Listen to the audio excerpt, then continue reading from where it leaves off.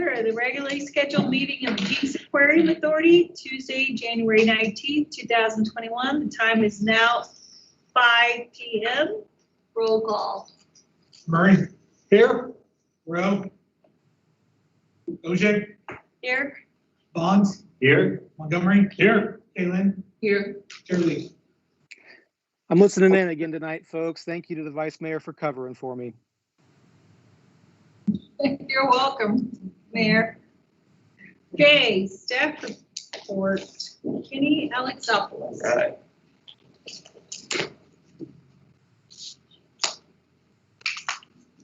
I think that's silent. Let's see.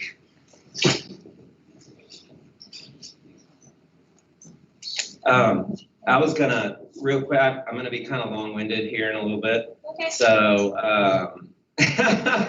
I got some exciting stuff I want to talk about. And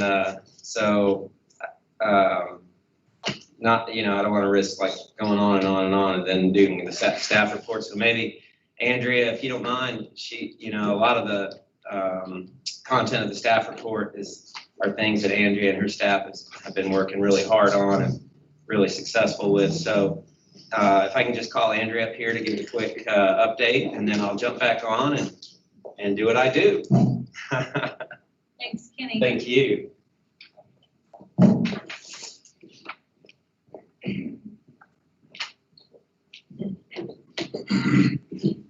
Good evening.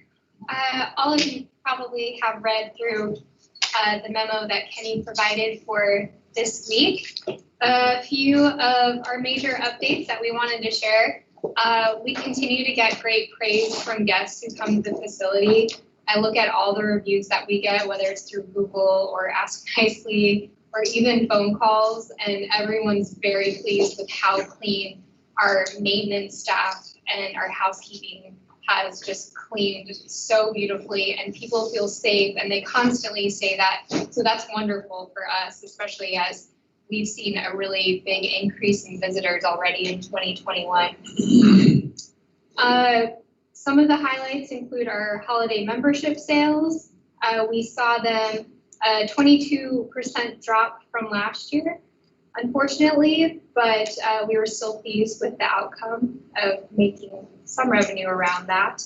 Our holiday events, or our event sales in general, are picking up, so we're pleased to see people consistently calling and asking about booking events, especially large events. We've been seeing many proms from Cascia Hall in Tulsa to Bixby, all interested in pursuing their proms this April. And Owasso as well, they're looking at over 1,000 people, potentially over a few nights. We also launched, besides just our virtual programs, where we provide a Zoom Q&A and worksheets and a video of different programs, we also launched our virtual tours. And in this last week, we've already booked about 15, and well, in just a few days actually. And today we even got a request from Indonesia. And at first I was like, there's no way that's legitimate, but Alyssa has been going back and forth with the teacher. So it's wonderful to see that we are getting requests. And a lot of that too is coming from social media. So we're really pleased with that. And I think it's maybe mentioned here, but we recently had a TikTok video that went viral and had about 1 million people view it from our education team. So we're really pleased with that. And we're hoping that the more social media virality that happens, that the more we can get people to either come visit or book a field trip or just be more aware of the aquarium's offerings. So we're really pleased with that. We also announced the Aquarium Run. We are doing a virtual run this year. We have announced that it's from now through April 3rd. And so people can sign up, do a run and upload their results, the time for how long it took them to complete whatever race they signed up for. And then at the end of March, early April, they can come pick up their medal and t-shirt. So we are seeing an increase in that. Did I see the city of Jenks approved some path for someone to do a run through the city? Was there something like that in the last agenda or this agenda? Yeah, we've still been approving This is events. Yeah. So We think that there's anything through the city. Well, I know you do, but I think, Yes. aren't they doing, somebody Yeah. doing one? Yes. The issue with this run though is it's largely in the city of Tulsa. And so it's a lot more. Ah, gotcha, You gotcha. can't get it approved. Okay, Yes, it's also Tulsa River Park, so it's not just City of James. okay, Yeah. thank you. We also have, I think I mentioned at our last meeting that we participated in the Salvation Army tree program. We passed out hundreds of bags and we were featured on a couple of different news stations for our participation for their angel tree program. We also worked with the City of James and their different departments and provided 4.5 boxes in the end for Toys for Tots, which was incredible, and they were very thankful. It's the most we've ever have given. Alyssa Rodriguez, our education specialist, is a co-crew leader through the Tulsa Young Professionals Group, which is through the Tulsa Metro Chamber. It's a pretty distinguished honor, and we're really happy that we have someone on staff to be involved with the Tulsa Metro Chamber and to bring a young generation of people into the aquarium, which is a good demographic for us to tap into. We're going to have a couple of different events at the aquarium this year. And then it was exciting to see Kenny, who had a full page feature in Oklahoma Magazine. Hopefully you all saw that. It's in the January issue. And that's always great publicity for us as well. We were happy to see him in there with some great pictures. And then lastly, I just wanted to say that today we received our prints from photographer Joel Sartori when he came to visit us in August of 2019. His team finally sent us their prints, and he's going to be featured in his upcoming photo art book. In fact, one of Kenny's stories will be one of 3 that he features in the introduction about Kenny's experience with our electric eel. So we're excited to see that book come out this year. And we'll put up the prints and do something really wonderful with the different animals that he photographed. So we're still in touch with him, and he still plans to come photograph our baby bull sharks the next time Kenny and his team goes down to Texas. So that is kind of a quick update since December. Do you have any questions before Kenny comes up here? The prints, are you looking, to exhibit them in the Great Hall or where? Not sure. We just received them this afternoon, so Okay. we'll talk with Kenny's team about the best place to put them in the aquarium. I don't know if you've mentioned it, but I guess noticed it or saw it for the first time, but we have I don't know what you call it, but a sapling from the survivor tree in Oklahoma City. Andrea and Kenny worked with, I think, Uplift Trees, and maybe we have board members to get that planted. I think that's a pretty neat deal. Yeah, Derek Smithy was able to procure one from the Oklahoma City Memorial Foundation, and so They we didn't have like it. sneaking at night with a chainsaw. No, it's Good. a seed, and they had it planted, and we just recently put it into the ground, and then we'll do something proper and nice for it in the spring once it's nice. That's it. Then Kenny can come up. Thank you. Thank you. Thank you very much. Thanks, Andrea.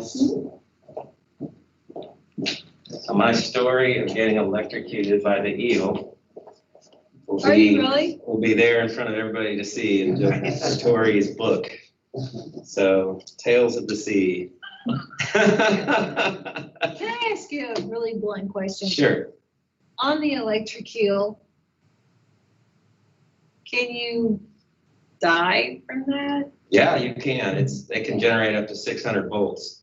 Larger the eel, the more voltage, and they can control how much electricity they emit based on whether they're feeding or if they're defending themselves, that kind of thing. So they don't waste their energy. But they use that electrical output in they pulse electricity, and they can pick it up in like pings as they maneuver around muddy water where they don't have very good eyesight because they're in dark, muddy waters of the Amazon. So they rely on this other form of, it's almost like echolocation, but electricity. And then of course it's useful for defending themselves. And then when they eat, they stun their prey. And recent information came about real recent that they are observing them hunting in packs and kind of corralling fish and electrocuting them and eating them. And it feels just like you stuck your finger in a light socket. So, in case you ever want to know, and now I know why electric shock therapy works. Because. And if you ever want to try it. Yeah. Maybe it's part of a new touch tank. What's really kind of interesting is because whenever we go into the where the turtles and the big, surrounding thing, the eel is over here. If they get too excited because so many voices are talking, the sound goes off. It just keeps going up and up and up and up and up. Yeah. So I always wondered. Yeah, and that thumping sound you hear is him just maneuvering. Yeah. And that's him actually. That's literally, it's an amplifier from a Best Buy with the wires stripped and put in the water, and then it's going to a speaker. And so it's literally at real time measuring, reflecting that. And the other part is they're not actually an eel, they're knife fish. Yes, that's right. They're part of the Myrid family. Can't ever say that word. And there's different electric emitting fish. One of the true knife fish, they emit a constant electrical charge, while the electric eel is more thumping, intermittent. Yes.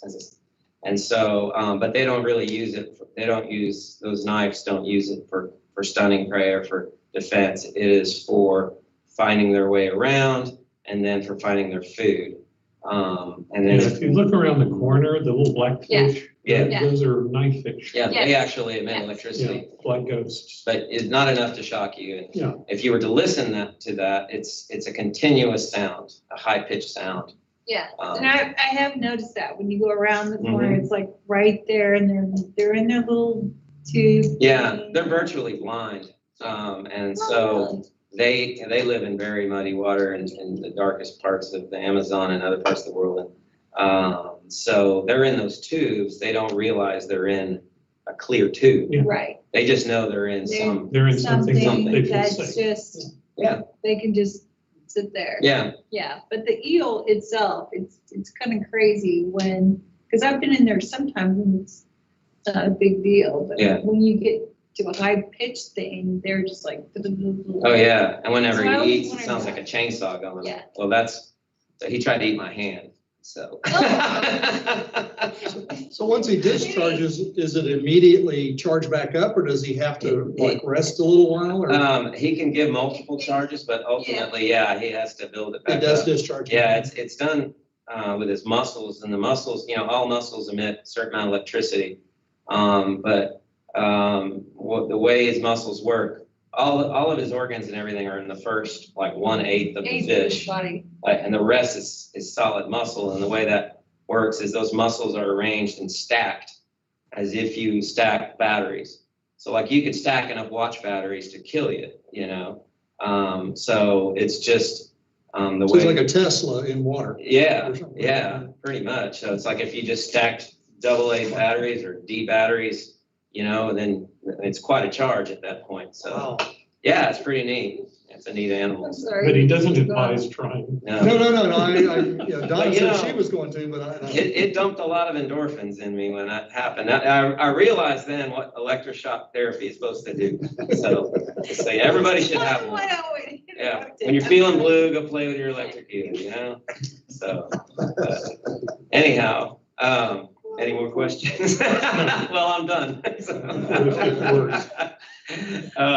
So I just wanted to kind of talk about a little bit about some vision that we have that we've been kind of developing, and I just wanted to share on a preliminary basis, kind of a concept, and just throw it out there. But I'd like to start by saying that despite COVID, right now our numbers are just amazing. We're beating last year as far as revenue is concerned. By 35%. Yeah. Wow. And one of the things we saw with COVID is that our attendance was down, but our revenue wasn't as proportionately down as our attendance. And so, you know, you can add, you know, there's several reasons that are possible for that, but one of the reasons that the biggest factor, I believe, is that we spent the last 3 years looking for ways to generate revenue within the aquarium. So prior to say 2017, we were kind of stagnated from the day we opened as far as generating revenue. So we provided beautiful fish and we added new exhibits and that kind of thing. But adding new exhibits such as the turtle, we also added more expenses to our budget.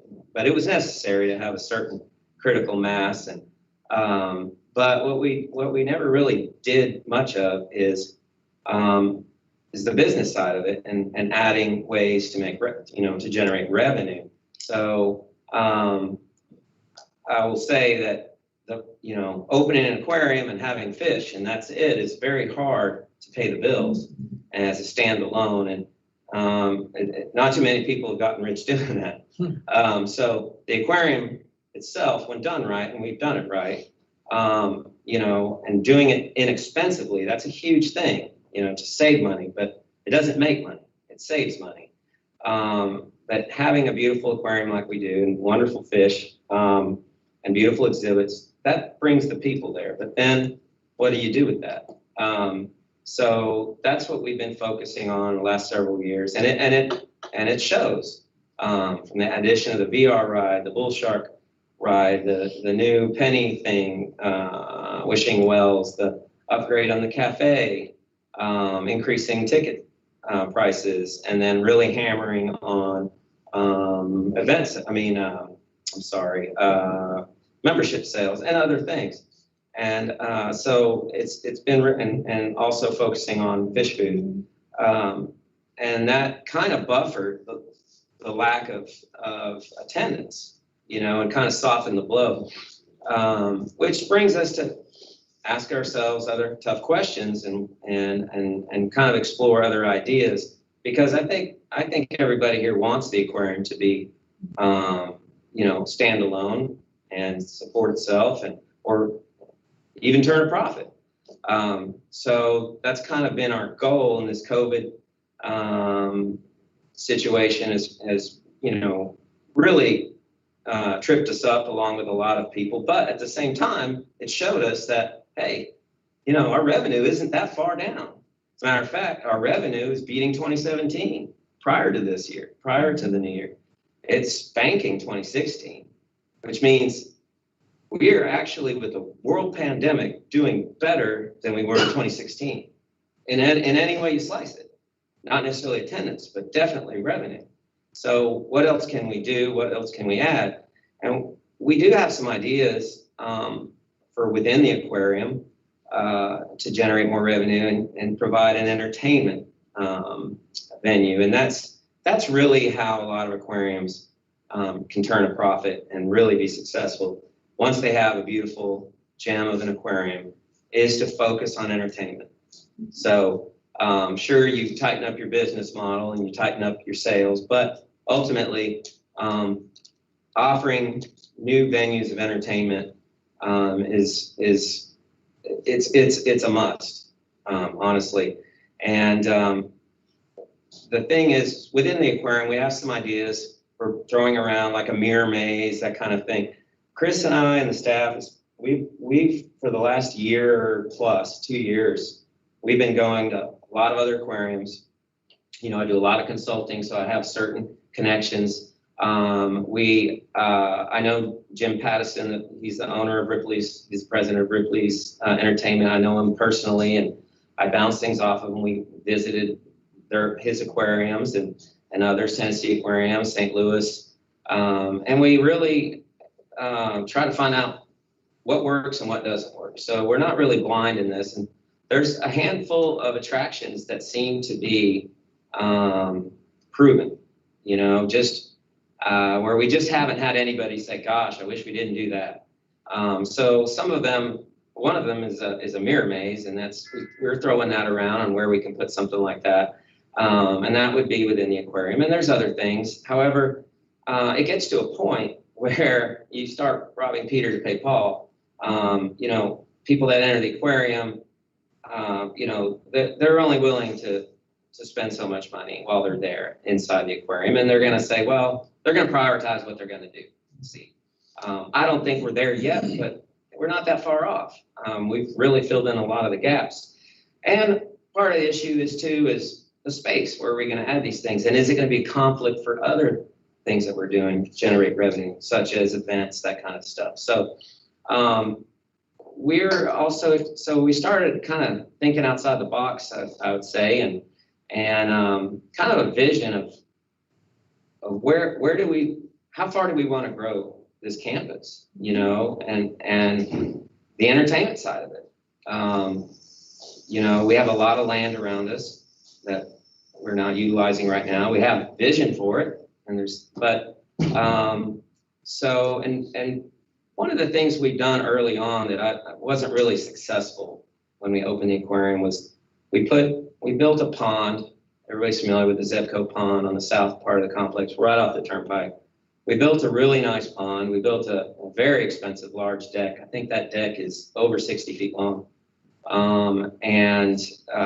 We have that Zebco hut there with bathrooms. We have electricity. So we have a lot of infrastructure there, and waterfall, that type of stuff, a well. We probably have $400,000 or $400,000 worth of infrastructure just sitting there.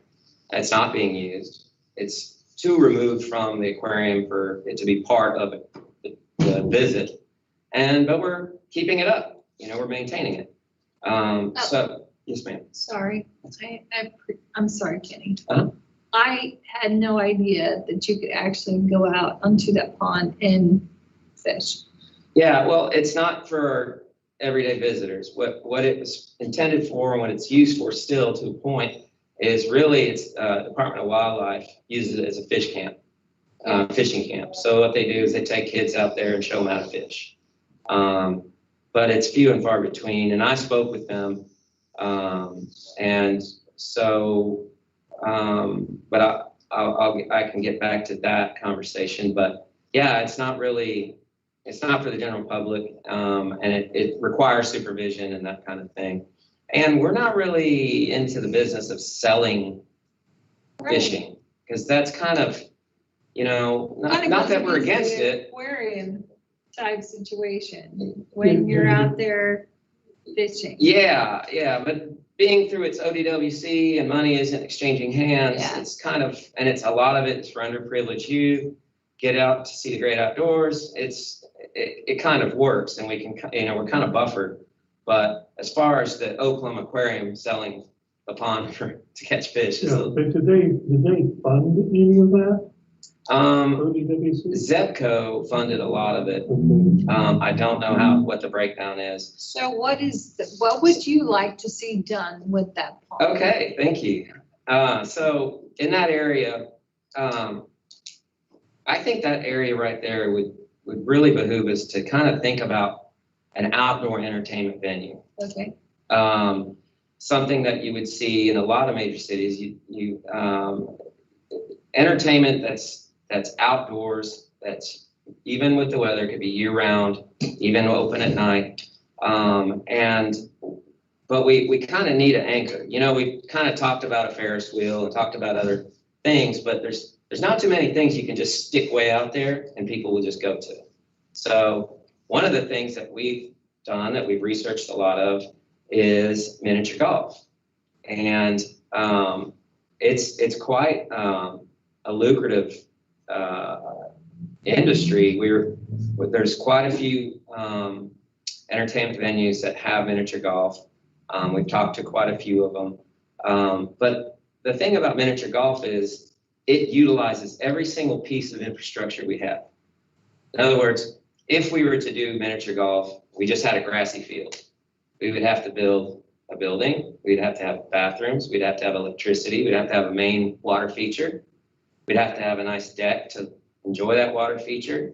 We'd have to have parking nearby. We'd have to have roads. You'd have to have a walkway to it. We have all of that sitting there. Yeah, we have 2 wheelchair accessible bathrooms never being used. So the pond itself can be integrated with the miniature golf on Absolutely. that area. Mhm.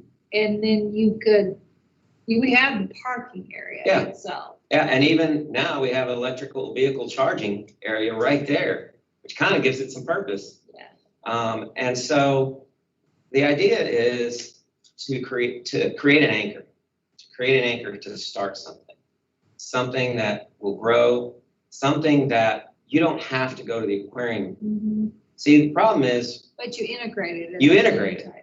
now picture a beautiful themed, very elaborate themed, loud miniature golf course that is all ocean. So, sharks and all this stuff, and a picture the AstroTurf being blue instead of green, and picture some more water features winding through and that kind of thing. To start with, say, an 18-hole miniature golf course, it'd be extremely visible from the turnpike. Mhm. It would be lit up at night. We'd be capturing. So what we have is quite a blessing is we have 450 to 350 to 400,000 people coming to the aquarium every year. Miniature golf courses that stand alone do not have that, but they still stand alone. And we would be capturing so many people that are just going to the miniature golf, not the aquarium, just going to the miniature golf. Plus all the people that come to the aquarium and see that we have miniature golf. They're going to spend the money to go to miniature golf and not associate it with a shakedown because they entered the aquarium and, oh, here's another thing I have to pay for. Here's another thing I have to pay. It's a standalone thing. And I don't believe we can keep growing the aquarium within its boundaries, indoors, as an entertainment venue a whole lot further. We Without can, Going outside. but we need a second aquarium. We need a second project that is low maintenance. We've got enough fish.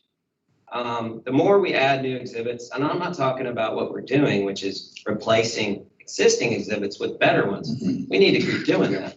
But I can tell you right now, we've identified at least 10 years worth of that before we would need to even think about going outside of our footprint like we did with the sea turtle. I think it was great that we did it, but to keep doing it, and by the way, it was great that we did it. However, it significantly added to our operating budget.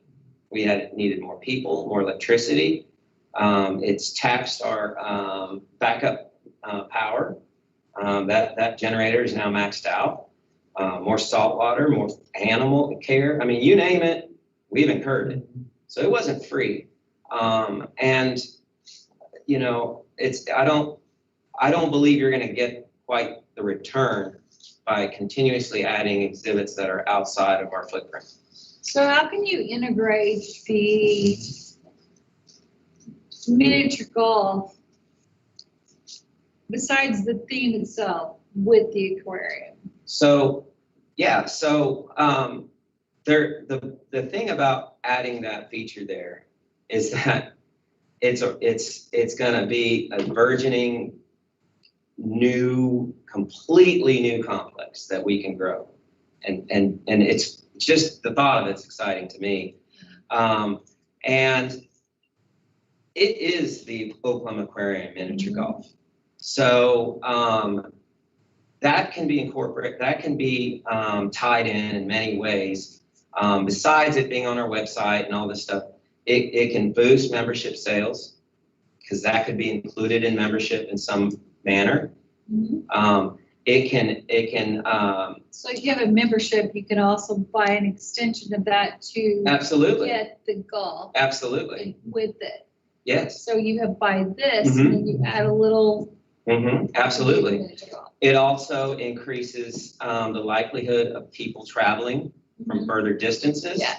Because you have more for them to do. Right. And it, one of the things we want to do is load up these water features with fish. Yeah. The water recirculatory system is going to be there. We already have an established pond. We have a well that flows through, and we can sell fish food, do interactive things like that. We can also, yeah, I mean, just think about coming into that hut and getting your golf clubs, your balls, and your bag of fish food, you know? And then in 10 minutes, I guarantee you, the kid's gonna come back. Kids are gonna want more. Hey, I need more fish food, and there you have it. We can also make it educational Yes. along the path. That's another thing. Why not? Why not have graphics and talk about conservation in the ocean Absolutely. and the aquarium? It's just a win-win to me. And the maintenance on something like that, especially if it's constructed correctly, is relatively low. Actually, not just it is low. It's very low. Well, Kenny, the question I have for you is, okay,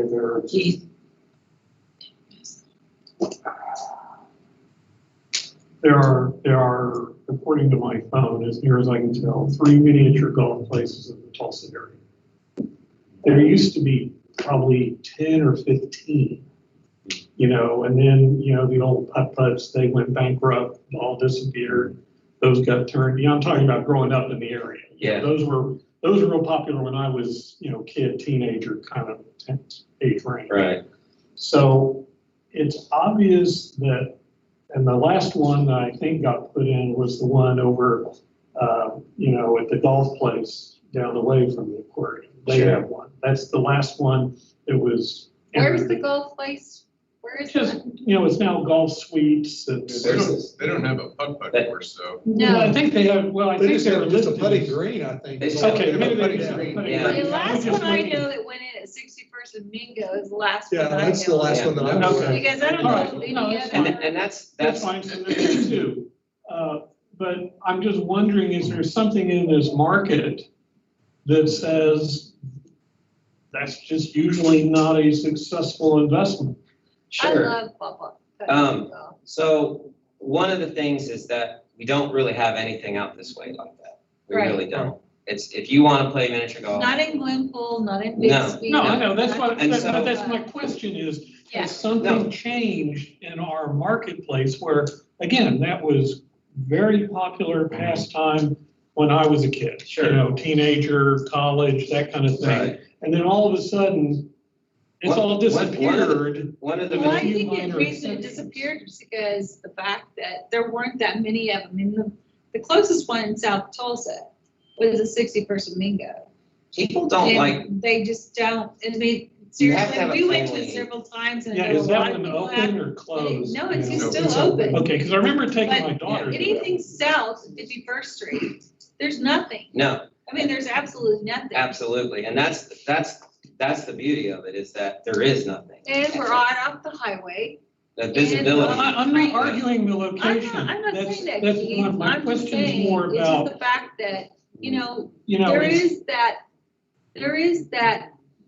family type situation where people want to go to something like this. And the attraction is there, even though it hasn't been from. well, if So, the attraction's there. I can mean, answer your question. Okay, but I guess the point I'm making is, and just as a crazy example, you realize the last video store in Tulsa's closing. Mhm. You know, I saw that in the paper. Mhm. Okay, well, there's a reason it closed. People's habits have Yeah. changed. Yeah. And that's what I'm asking So- is, you know, is that something that we're facing in this The area? successful ones are part of an entertainment, Okay. an existing one. They are new. They aren't 50 years old and gosh, you know, when dad dies, we're gonna give it up. We're talking about St. Louis Union Station Aquarium that just opened. It's called the miniature golf, and Indoor or outdoor? it's outdoor and it's quite profitable. We have their numbers and it's relatively small. It's Tiny. tiny, like it's nothing special like this. We went to, so Keith, there's multiple factors why I believe it's gonna be successful, but the main factor, besides its location being right off the turnpike and extremely visible, is that it's connected to a major tourist attraction of 350 to 400,000 people who are rifling through the aquarium in an hour and 30 minutes. And Can I say something on that? you bet. Because what I heard in your presentation of it, that I think is missing in from my perspective in this conversation, is the environment that you're gonna, it'll be an environment like no other miniature golf courses have. Absolutely. You're gonna have, like, a fish pond. And the fish food that you are gonna sell is actually given to you free. Is that correct? No, you would sell it. You'd purchase it. We'd have also crank machines where you could. I thought it was with the turtles, you know, that it would be like the turtles in there. So the turtles is a fee to feed the turtles. But the fish, it's like I come and give you a handful of fish free. Uh-huh. But you make $3 off of it. Oh, I see what you're saying. Yeah. Yeah. Sure. And so that's just another 100% revenue with the fish food. Oh, and then you have the membership sales. So what I'm getting at though is when they talk about, and you guys talk about all these golf courses, you're going out there, you're on artificial turf and it's like a golf course with a green. What Kenny's proposing is what I'm hearing is an aquarium golf course That's right. that has all of the features of an aquarium to carry out the theme of the aquarium and make it revenue and pay for itself within a certain period of time. Absolutely. And it provides a billboard like no other. And we're looking for ways to light up the building. Well, we can light up that building all day long. It still doesn't look like an aquarium to most people. It's still kind of like, what is that? That feature is just on its own is an eye catcher. That screams aquarium. You know, when you see a megalodon shark jumping up out of the water or what have you, you know, all kinds of colorful animals and all the blue, it's an aquarium. And anybody who drives by that is gonna look at it and they're gonna ask, what is that? Right. So it's that environment that you need to sell. Right. Not a miniature golf So that's the course. extension of the golf course to the Right. aquarium. And realize we've already invested Right. hundreds of thousands of dollars into infrastructure that's just rotting. I mean, you know, I believe we already did one refurbish of that deck. It's a huge deck. It's not a cheap deck. Yeah. And it's just sitting there. So we're already halfway there. And that's another thing that other people don't have. Chris and I went to Brickopolis in Oklahoma City. Has anybody been there? So it's basically so Chris, what's the name of the place we went? Is that the Brickopolis? That's, Brickopolis is in Bricktown. Yeah, and it's like kind of like a Bar, restaurant, yeah. Really trendy. Oh, I've been there. Yeah, and so they installed a miniature golf course right behind their bar, in a courtyard area. If you've been down to the Mother Road place here in town, they have, I wouldn't say it's a course, mind you, but Yeah. they've got several holes. So. Yeah, so that's a venue, right? That's a venue that's already there. It's bringing people there. It's in a great location, right? We're a venue. We're in a great location. We're in a better location. We're a lot more visible. They paid about $250,000. It's a very bare bones miniature golf. Well, this golf course that we're talking about, are you going to incorporate the fish, the pond and the deck? Yes, ma'am. It will all butt up together It's all part of it. and be one big. Yes, and that, you know, that Zepco building that's there, that will actually be walled in, and that will be the entry. So we're utilizing that building. We're utilizing those bathrooms for the first time ever. So where you have to get real visual in this Oh, yeah. and to see that it's going to be like something that is nowhere in this part of Oklahoma. Nowhere. And in so this part of whenever you Oklahoma. think about it, and then think in terms of aquarium, which is hugely attractive, then it's going to be an immediate attraction to the south end of the aquarium once they go in, or, Mhm. and I'm sure you'll have a pay at the entry exit on the south Sure, to just go in. So it'll all be incorporated together, absolutely. basically under one roof, if you will, even though you're going outside. Absolutely. And we were talking to the manager there, the general manager at the Brickopolis. This is a public meeting. I wouldn't, Okay, let's talk about it after. yeah, that's fine. Yeah. But let's just say, Numbers. their only regret is that they don't have enough room to build a second one. That was their regret, because that was the question. What would you do differently? And they said, buy more land. We would wish we had a 36 hole instead of an 18. And that's a bar. So, and so I propose, and this is just, we're just talking right now. We're not. Not proposing. And we're just now doing some really hard research. We're talking to some companies and there's things, you know, and this is not gonna be tomorrow, but hopefully soon. Because I think it's a great opportunity and the location is amazing. And if we don't do it, I believe somebody else will. And once they do, it's kind of lackluster at that point, depending on its location. Think clean, think accessible, think South Park of the metropolitan area. Think you're not going into an inner city. There's no cyclone wire chain link fences around you. You know, it's the real deal of entertainment. And then think of what it could grow into. At that point, would rope courses go there? Would a Ferris wheel go there? Would all kinds of things go there? And then would that attract a major hotel? It's stuff to think about. And I don't see a better strategy, honestly, if we're gonna grow our complex. I'll let y'all process that. All right. Can you give any general dollar amounts to pull it off? Yes, sir. Basically, towards the upper end of an 18-hole miniature golf is roughly in the ballpark of around 500,000. And that is kind of towards the upper. So that's a really nice course. That's with some significant theming. They start at 150, but you're basically just getting flat greens, maybe some plants. But around 500,000. Now there's also a certain amount of money that would go into, the building, the Zepco building. It's an out open building if you've been there with picnic benches, but closing it in, having some HVAC and that kind of thing. And there's going to be a certain amount, the fencing, the security of it.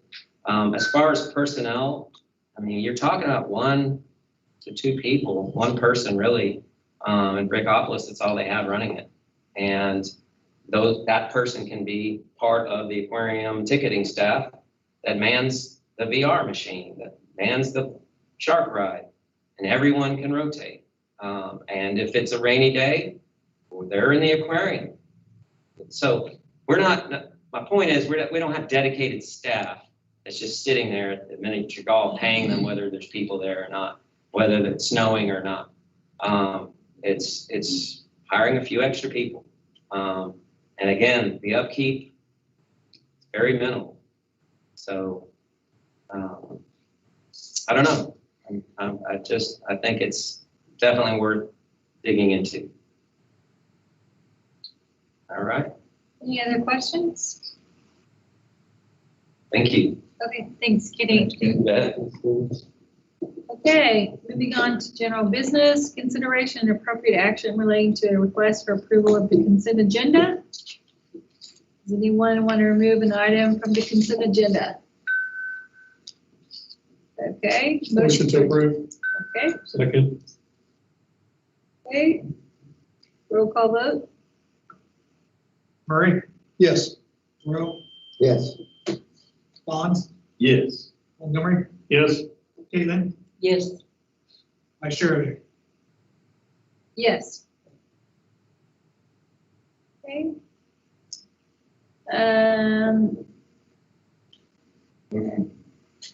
We'll pull item 2. Yeah.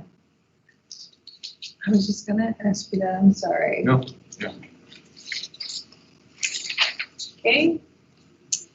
So, any other items? Motion to adjourn? Second. Murray, Yes. Rowe, Yes. Bond, Yes. Montgomery, Yes. Kaylin, Yes. Vice Chair Ogier. Yes.